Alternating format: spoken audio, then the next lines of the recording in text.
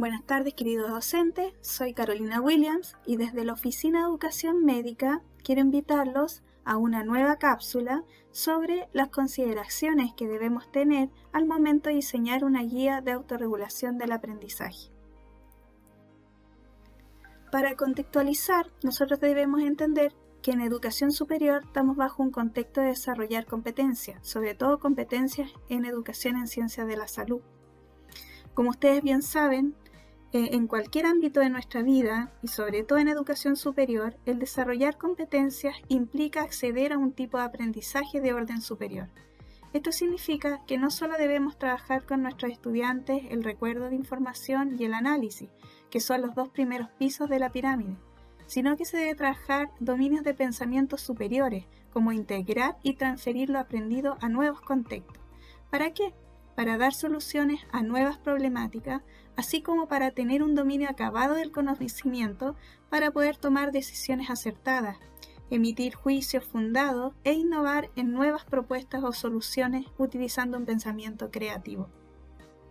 Si nos ponemos a pensar en estos dos últimos niveles, son los menos desarrollados en nuestra docencia, que aún sigue siendo muy centrada al contenido y poco al desarrollo de habilidades de orden de pensamiento superior. Entonces, para poder avanzar en estos desafíos, se necesita fortalecer en nuestros estudiantes la autorregulación del aprendizaje.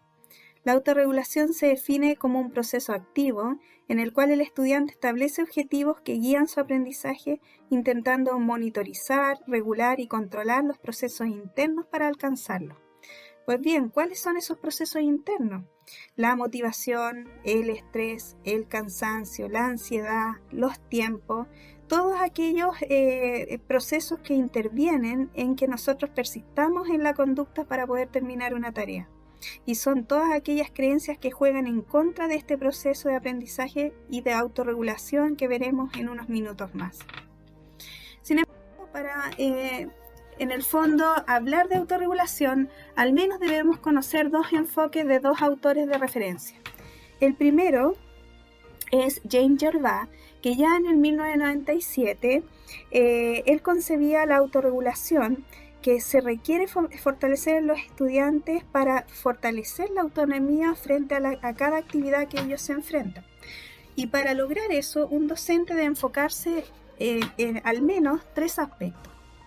El primero es la comunicación de objetivos que se persiguen frente a una actividad y asegurarse la representación mental que los estudiantes tienen sobre estos objetivos que nosotros les entregamos a los estudiantes. El segundo es el dominio de los estudiantes de operaciones de anticipación y planificación de la acción que van a realizar. Esto permitiría que los estudiantes visualicen lo que trabajarán y será más fácil para ellos alcanzar las metas exitosamente.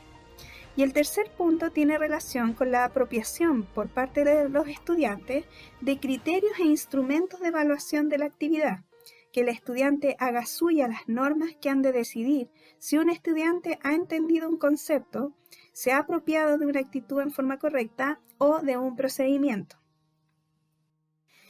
Para Zimmerman, que es el segundo autor de referencia, el trabajar con la autorregulación implica respetar tres fases de su proceso: la planificación, la ejecución y la autorreflexión. Ahora, independiente desde el teórico que uno se adhiera, hay dos ejes principales que ambos autores, ¿cierto?, recomiendan que nosotros como docentes debemos entender que suceden en cualquier acto para aprender y que debemos considerar al momento de trabajar con la autorregulación. Estos procesos son el sentido de autoeficacia y la metacognición. El sentido de autoeficacia es la creencia del estudiante de alcanzar con éxito una tarea o una actividad y se despliega antes de intentar ejecutarla. Esto significa que si el estudiante lo primero que ve es una instrucción confusa, una actividad difícil o mal explicada, el sentido de autoeficacia o el sentirse capaz de lograrlo disminuye, por lo que su competencia en terminar exitosamente la actividad se anula, y el estudiante por lo tanto no se va a esforzar. Sin embargo, si las instrucciones son claras y las actividades iniciales son fáciles y están en un orden lógico y de complejidad creciente, el sentido de autoeficacia aumenta, Por lo tanto, con ello aumenta la exigencia, la dedicación y el interés por poder complementar o completar, mejor dicho, las tareas que el profesor le ha dado. El segundo eje se relaciona con la metacognición, que en sencillas palabras significa ser consciente de cómo está trabajando mi mente. Implica ser consciente de las creencias, los juicios, las expectativas que posibilitan o inhiben alcanzar mis metas. Para ello se requiere reflexionar sobre las debilidades y fortalezas que reconozco para poder avanzar en mis procesos de aprendizaje. Por lo tanto, como dice la diapositiva, implica tener conciencia sobre los procesos mentales que están favoreciendo o debilitando alcanzar un aprendizaje, la conciencia de requerimientos que implica una tarea y conciencia sobre la organización, los recursos que yo necesito para poder alcanzar exitosamente el trabajo. Veamos ahora cómo vamos a trabajar nuestra guía de autorregulación para alcanzar los aspectos anteriores. Como les dije, según Zimmerman, se debe trabajar con 3 fases de este proceso de autorregulación: la planificación, la ejecución y la reflexión. Veamos ahora lo que significa la primera fase de autorregulación en el diseño de nuestras guías. La planificación implica atender a todas aquellas creencias que influyen antes de ejecutar una tarea. Aquí el docente debe hacer consciente estas creencias de una forma que el estudiante le permita explicitarlas en forma escrita. Para ello, el docente debe redactar preguntas que permitan detectar creencias que afectan el proceso de aprendizaje y que, si se activan, lo pueden potenciar. Ejemplos de estas preguntas son aquellas que se relacionen con detectar conocimientos previos. Esto permite activar el aprendizaje porque obliga al estudiante a evocar y buscar en su memoria. Preguntar sobre metas y objetivos del tema. Esto permite al estudiante proyectar la utilidad del tema a su vida. Preguntar sobre las expectativas del tema permite realizar proyecciones del contenido, lo que implica visualizarlo hacia un futuro. Preguntar sobre los intereses permite pesquisar sobre la motivación que tiene frente al tema. Y aquí preguntar sobre la experiencia, este punto es crítico porque permite conectar el tema con experiencias o vivencias propias del estudiante. Esto posibilita alcanzar un aprendizaje significativo. Ejemplo de cómo algunos docentes han enfocado esta fase en su guía lo muestro a continuación. Este es un ejemplo realizado por un docente de kinesiología sobre el tema biomecánica de la cintura escapular. Fíjense que en esta fase él abordó las siguientes preguntas. ¿Considera que ha dedicado tiempo suficiente para el estudio de este capítulo? Registre a continuación los pasos que debe realizar para desarrollar con éxito la guía. ¿Se siente preparado para responder esta guía? Fundamente esta respuesta.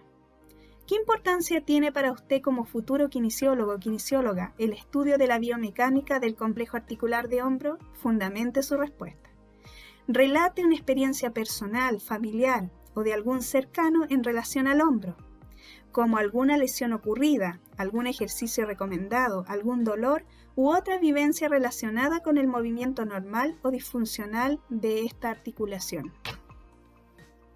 Si se fija, acá el docente está respetando las fases anteriores. La segunda fase es la ejecución. La ejecución implica atender a todas aquellas creencias que influyen durante la ejecución de una tarea. Esta fase es crítica porque es aquí donde el docente debe aprovechar la instancia de trabajar su contenido, pero contextualizarlo al desarrollo de habilidades. En cada actividad propuesta, al menos se debe considerar preguntas que atiendan al sentido, que es la conexión que va a permitir conectar con la realidad profesional, a los significados, que atienda al ejercicio profesional para un bien social, a la utilidad, muy relacionado a lo anterior, que atienda a la responsabilidad de una atención integral en ciencias de la salud, la precisión, que son atender a las instrucciones que sean precisas y claras y que permitan enseñarle al estudiante cómo abordar cada actividad según el pensamiento del docente, y las proyecciones, que potencia en el estudiante los modos de visualizarse en un futuro como profesional en ciencias de la salud. Dije anteriormente que esta fase es crítica porque implica tener instrucciones claras y precisas y que en el fondo demuestre cómo el docente experto en su disciplina también utiliza ciertas habilidades para resolver problemas. Por lo tanto, aquí se requiere que el docente también sea muy creativo en hacer las preguntas y también exige empezar a jugar con la autoeficacia, que en el fondo implica gradualidad de ejercicio, desde unos más fáciles a unos un poco más complejos y así sucesivamente, cosa que el estudiante pues se sienta capaz de terminar la actividad de manera exitosa. Acá en la ejecución hay 4 tipos de preguntas. Las preguntas más básicas son de recuerdo de información, luego vienen las inferenciales, evaluativas y creativas. Por lo tanto, en esta fase voy a en el fondo resumir. Es importante redactar cada actividad con instrucciones muy claras, pensando en enseñar y también considerando que la guía autorregulación, a diferencia de una guía de estudio, potencia enseñar paso a paso para estimular habilidades de análisis, razonamiento para resolución de problemas, pensamiento crítico a través de la argumentación y un pensamiento creativo. El docente con sus instrucciones debe marcar la ruta que el estudiante debe seguir para realizar la actividad. Por otro lado, la guía autorregulación requiere de una instrucción clave y esto es muy importante que cada uno de nosotros lo tenga muy clarito. Y es que deben primero los estudiantes contestar las actividades con lo que saben y luego corregir sus respuestas complementando con información externa. Es importante que el docente instruya a anotar las correcciones con otro color de lápiz. Esto tiene un fundamento neurocognitivo. El cambio de color permite que la nueva información se fije en la memoria de una manera más fácil. Y además, asegurarse que coloquen la referencia de donde rescataron la información complementaria. Eso es muy importante. Considerar que ellos anoten si rescataron la información de un libro, con su referencia de las clases o de internet. También atender entonces a la gradualidad de ejercicio, atendiendo a la autoeficacia, considerando las preguntas de diferente orden de complejidad. Y también algo muy importante es terminar siempre con preguntas creativas. Mientras más preguntas creativas realicemos, que estén, por supuesto, al alcance del estudiante, más integración y dominio del tema están obligados a demostrar nuestros estudiantes. Si nos concentramos en algunas preguntas creativas, debemos disminuir la cantidad de preguntas de otro orden porque este tipo de preguntas cansa al estudiante y por ende su sentido de autoeficacia podría disminuir. Las preguntas creativas estimulan mucho la movilidad cognitiva del estudiante. Es un tremendo esfuerzo mental, pero son muy potentes para generar aprendizajes profundos. Por lo tanto, nos tiene que dar claro como docente que aquí en estas guías debemos priorizar la calidad de las preguntas por sobre la cantidad. Aquí nosotros vemos algunos ejemplos, un muy bonito ejemplo de docentes clínicos que enfrentaron el desafío de la parte de ejecución en su guía de autorregulación. Son alumnos del Diplomado en Pedagogía Universitaria en Ciencia de la Salud de la UFT y está compuesto por George Camaño, Andrés Ferré, Natalia Hernández y Carla Contreras, profesionales de distintas áreas, 2 enfermeras universitarias, un médico y un kinesiólogo, y que trabajaron el tema de trabajo en equipos de salud interdisciplinar. Fíjense que ellos empiezan la parte de ejecución con un tópico generativo. El tópico generativo puede ser una pregunta, un desafío, un párrafo, una canción, una noticia en este caso, que de algún modo se pueda relacionar con el tema. Acá, muy acertadamente, ellos recogen un extracto de noticia publicada, cómo logran los equipos de la Fórmula 1 tardar menos de 2 segundos en cambiar 4 neumáticos y preguntan por qué cree que lograron batir este récord. Y así, en base a este tópico generativo, ellos agregando una serie de preguntas muy lógicas y secuenciadas de diferentes niveles de complejidad y de profundidad. Empiezan como, a su juicio, cómo se relaciona la manera en que trabajan las personas en los PITS con la atención en salud. Formule una hipótesis acerca de cómo se ve influenciada la calidad en la atención y la seguridad del paciente cuando los equipos de salud no trabajan como en los PITS. Lea la siguiente aseveración. Para que el paciente inicial PRF se someta a una apendicectomía, ¿el profesional imprescindible es el cirujano? Argumente si está en acuerdo o en desacuerdo con la aseveración. No olvide referirse a la calidad de la atención y seguridad del paciente. Fíjense que van quedando muy bonitos. Acá tienen algunas preguntas creativas. Diseña un acróstico con la frase trabajo en equipo, que refleje sus elementos, características y objetivos. Tiene una condición. Aquí hay otro ejemplo de la profesora Sandra Wittner de la Escuela de Kinesiología. Ella pide un trabajo de síntesis y toda síntesis implica, es una pregunta creativa.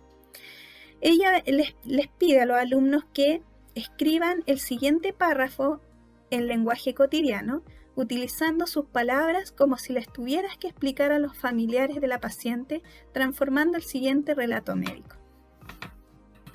Con los ejemplos. Acá el equipo de salud interdisciplinar colocan una receta y en base a la receta le pide a los estudiantes que descubran las analogías con el trabajo en equipo. ¿Se fijan que las preguntas aquí son muy creativas? Bueno, para potenciar respuestas creativas, el docente tiene que tornarse creativo. Ellos preguntan, en los equipos de salud interdisciplinario, ¿qué pasaría si el chef no mezclara e integrara bien los ingredientes? Finalmente, llegamos a la fase de reflexión. Aquí son todas las creencias que influyen después de terminar una actividad y que requieren evidenciarse para consolidar los aprendizajes y mejorarlos. Aquí nosotros debemos preguntar por aspectos como el cumplimiento. ¿Fui capaz de terminar con éxito toda la guía? Aspectos de autoevaluación. ¿Cuál de los ejercicios fue más difícil? ¿Por qué fue difícil? ¿Cómo me enfrento a este ejercicio en una situación, en otra situación o posteriormente? ¿Cómo puedo mejorarlo?